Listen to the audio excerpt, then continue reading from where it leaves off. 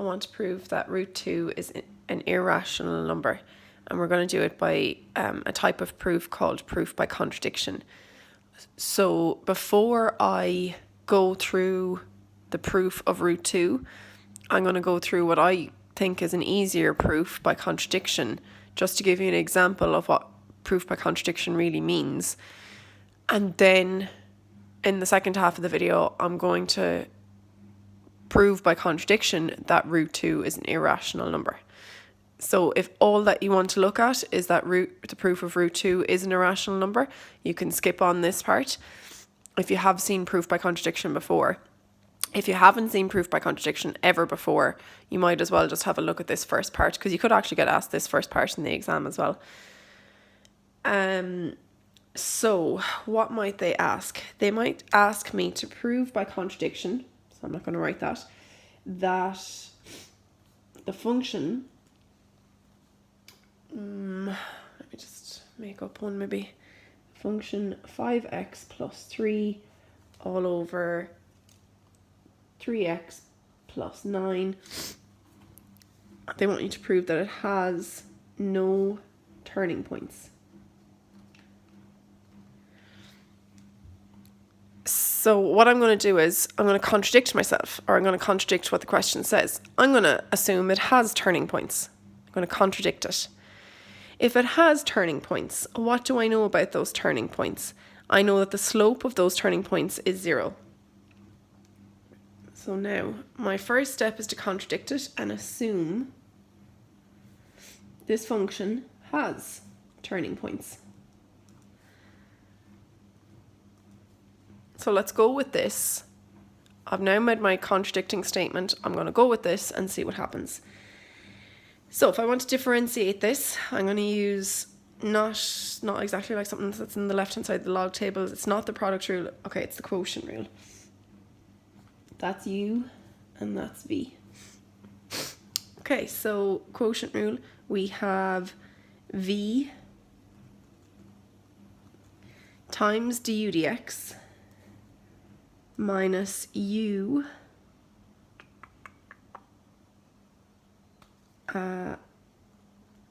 times dv dx all over V squared. And that's equal to 0. So I'm looking for where my slope is 0, because that's where I'll have my turning points. Now, I'm not saying my function looks like this. I'm hoping maybe you might actually have an idea of what this function looks like. If you don't, you can throw it into GeoGebra. I'm going to multiply both sides by 3x plus 9 to be squared, or, just bring this over, it becomes multiply. And I'm going to multiply at this top line. So that's 15x plus 45 minus 15x minus 9 is equal to, so if I multiply both sides by 3x plus 9 to be squared, that's gone. And 0 times 3x plus 9 to be squared, that just gives me 0. I have 15x minus a 15x, and I end up with 36 equals 0. So that makes no sense. So now I have proven by contradiction that there is no turning points. How did I do that? I contradicted the statement. I assumed that it had turning points. I went in search of them and I couldn't find them. I came up with something that wasn't mathematically correct. So actually, by contradicting the statement, I'm actually after showing that there is no turning points. I went in search of them and I could not find them. That's the concept of proof by contradiction. Now we're going to use that concept for proving that root 2 is an irrational number. Right. So we're going to assume that it is rational. So I'm going to take this statement and I'm going to contradict it. So I'm actually going to assume that root 2 is a rational number. Which means it can therefore be written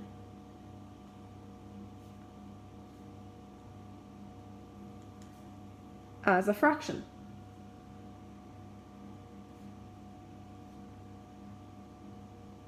I'm being really particular here, can be written as a fraction a over b, where a and b are both integers and b cannot be 0. That's just being extremely clear about what my fraction can look like. So remember, the bottom of your fraction can never be 0. And in a proof, I have to be as clear as possible when I'm doing this stuff. Okay. I'm going to also assume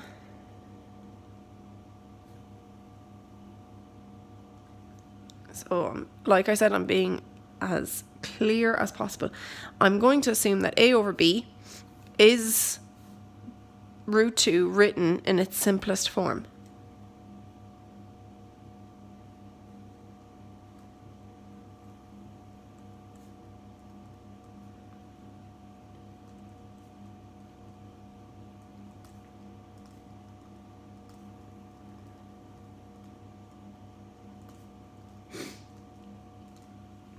In other words, the highest common factor that both of those have is the number 1.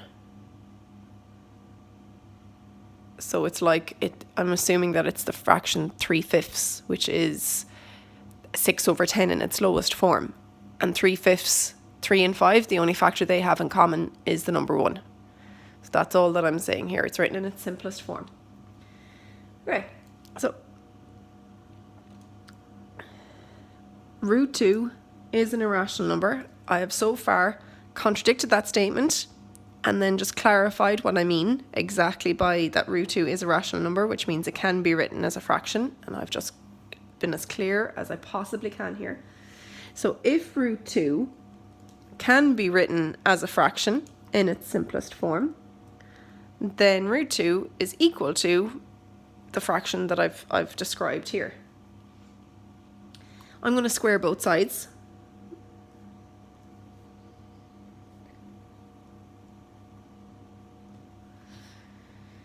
And then I'm going to multiply both sides by b squared.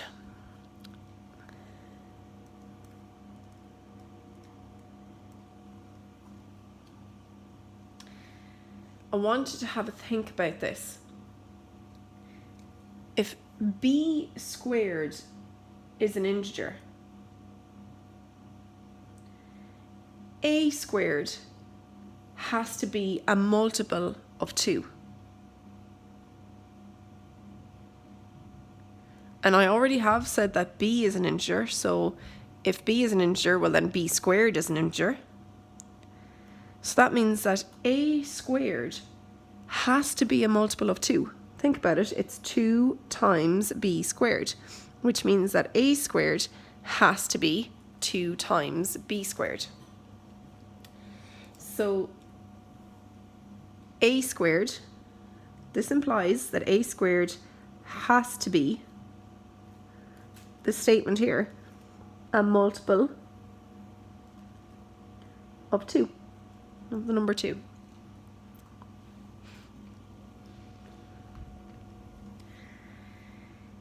But if 2 divides into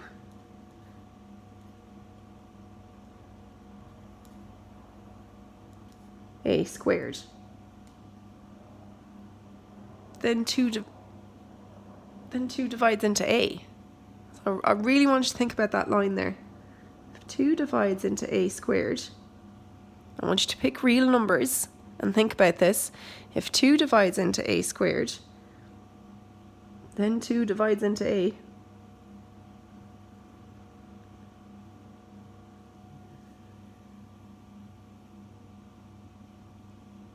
So that means that a is equal to 2 times something.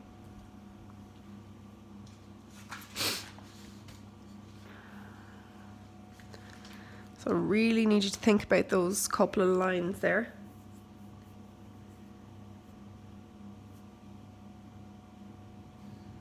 So I've gotten as far as here now.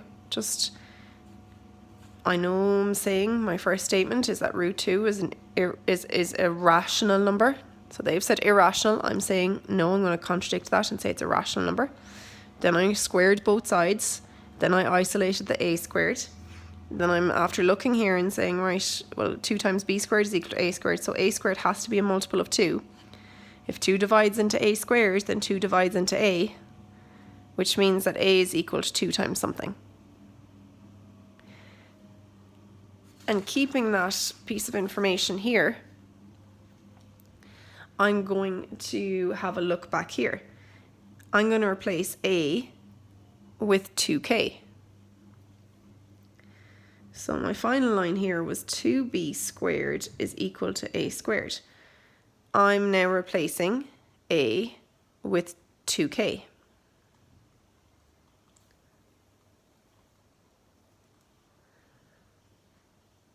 Which leaves me with 2b squared is equal to 4k squared. Which means that b squared is equal to, so I'm going to divide by 2.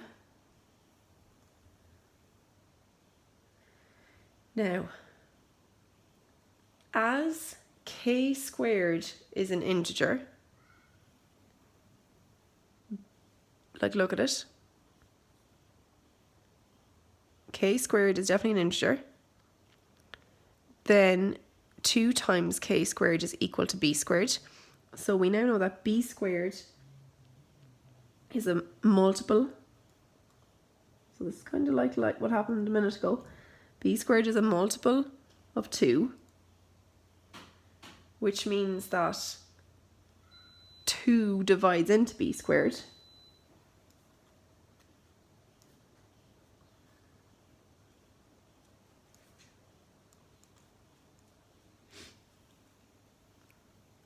Therefore, 2 divides into b.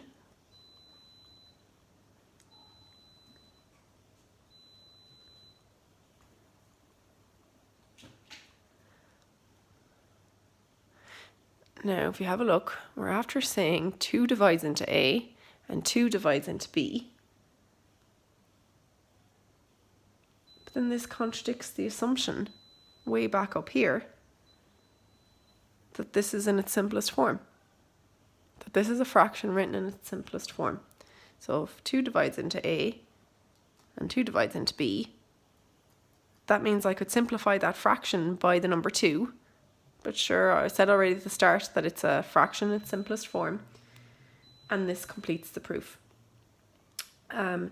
This contradicts the original assumption at the start. Therefore, root 2 is an irrational number. I took my original statement, I contradicted it, and then I found out that the contradiction wasn't true. So by default, almost, this statement is true. And that's what happened back up here as well. Have a look at the way it's done out in your book if you want. I think it's in chapter 1 of book 1, or chapter, I'm not sure. It's the chapter on real numbers. And just see how they do it, and make sure that you're happy with each part of that, because it all does make logical sense. I'm not saying, it's the most straightforward proof. You've never done a proof by contradiction before. Ask plenty of questions if you need to.